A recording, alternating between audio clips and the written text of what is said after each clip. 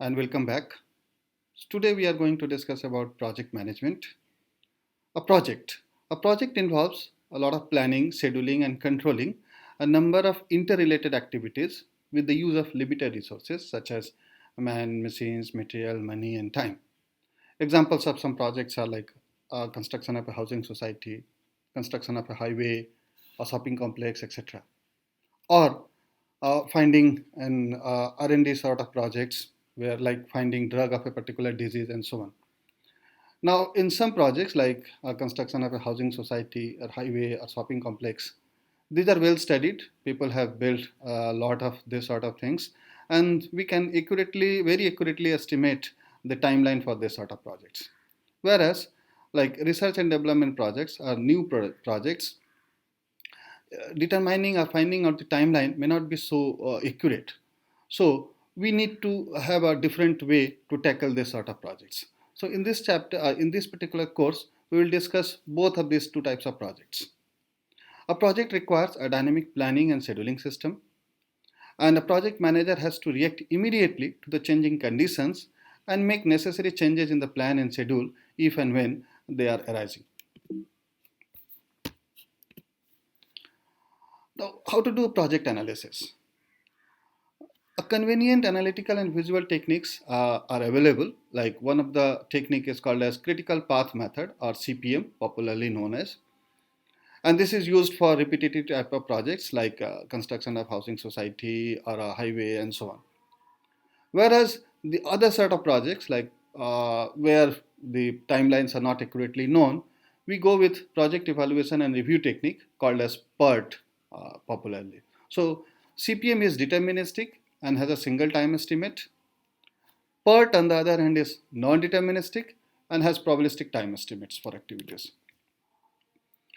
Now the first phase of any project is planning, where we set the objective of the project, identify the various activities to be performed, and determine the requirement of resources such as man, material, machines, and so on. During the planning phase, we need to estimate the cost and time for all activities, and a network diagram is developed for that, showing the sequential relationship between all these sort of activities. Whereas in scheduling, the start and finish time for each activity are worked out by applying the backward and forward pass technique, which we will study in this particular course. And then we identify the critical path, a path where we cannot have any delay. And we also identify other paths and we identify the slack or float, so that gap which we can play with in that particular path. Controlling the project involves analyzing and evaluating the actual progress against the plan which was made earlier, and reallocation of resources or crashing the timeline. So if we want to finish the project early, how which activities should be reduced first and when how these activities should be reduced, and review of the projects and periodical writing of periodical reports involved in are the part of controlling phase. In a project, two major components are activities and events. An activity is an action and consumption of resource which is required to complete a portion of the project. Normally, in a diagram, activity is represented by an arrow. So, in this particular case, A is an activity which starts at the completion of event starts at the completion of event I and it completes at event J. Event will always occur at the beginning or end of an activity. So the beginning or end of the activity are normally denoted by events. The event doesn't have any resources, it doesn't consume any resource and is represented by a circle in network diagram. In this particular case, for activity A, the event I is a tail event and event J is a head event. Now, in network diagram, we'll regularly see certain events where a lot of activities will merge together. So we call it as merge event. Whereas in some events, a lot of activity will start. So from some event, a number of activity will start together. We call these events as burst event. In case of activity, we talk about preceding activity and succeeding activity. So activities performed before a given events are known as preceding activities, whereas activities performed after a given events are known as succeeding activities. Like in this particular case, A is a preceding activity for event J and activity C. Similarly, C is a successor activity of activity A or event J. Sometime to create or complete a network diagram, we introduce a dummy activity. So dummy activities are simply used to represent a connection between events in order to maintain a logic in the network.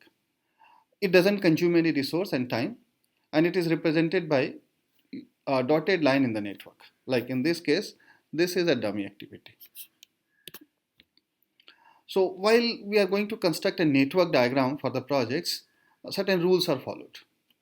Like rule number 1, no activity can be represented more than once in a network. And the length of the arrow doesn't have any significance in the network diagram. The event numbered 1 is the start event, and the highest event number is the end event.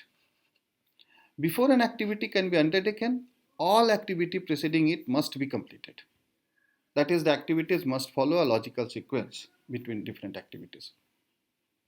In assigning number to events, there should not be any duplication of event numbers in the network.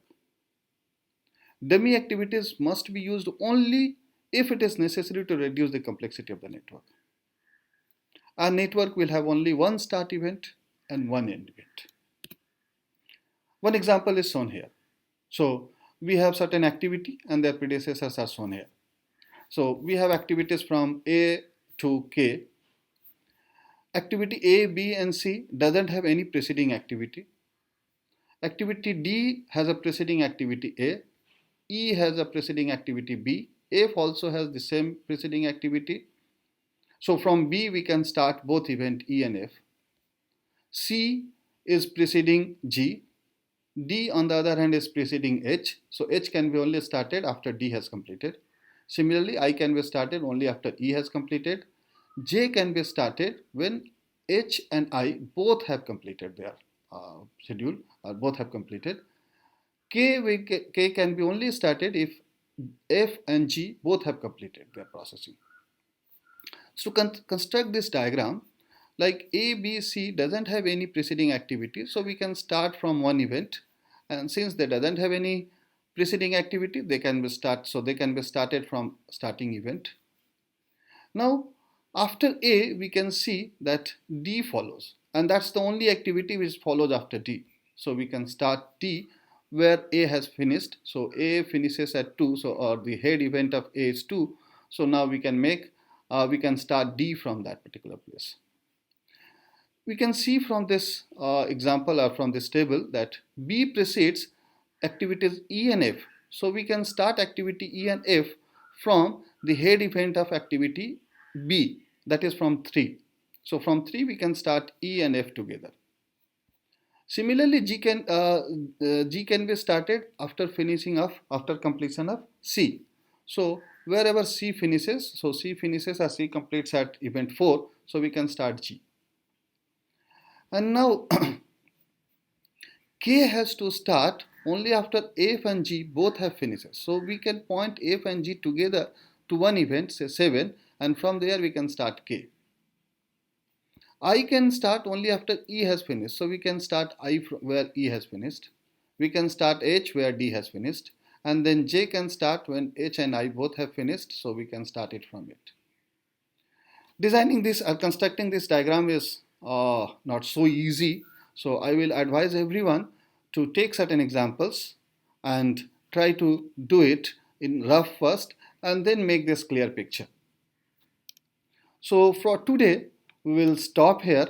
Next day onward, or in next class, basically we will discuss what we can, what things can be analyzed from this diagram, and how that analysis can be done.